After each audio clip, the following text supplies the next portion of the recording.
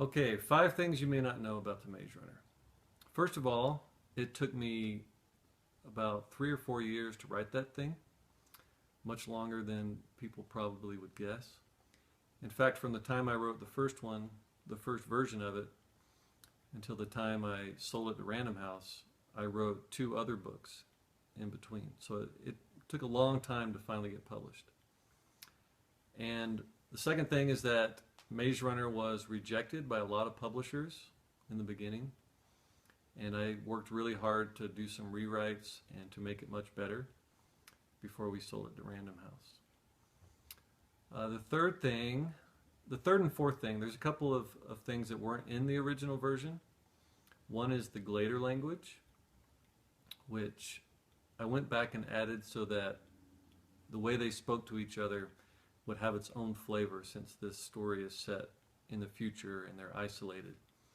And I'm glad I did, because a lot of people have enjoyed the Glader language. And a scene that was not in the original was the banishment of Ben, which I added later because I really wanted to show how orderly and how law-abiding this society was trying to be, and that they were willing to go to extreme measures to make sure people obeyed the laws.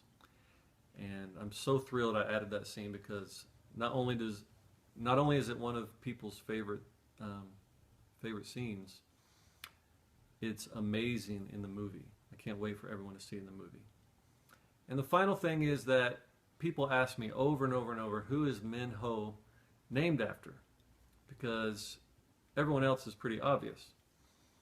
Well, because the book's in the future, I purposely wanted at least one character to have a name that's based on someone who doesn't even exist yet.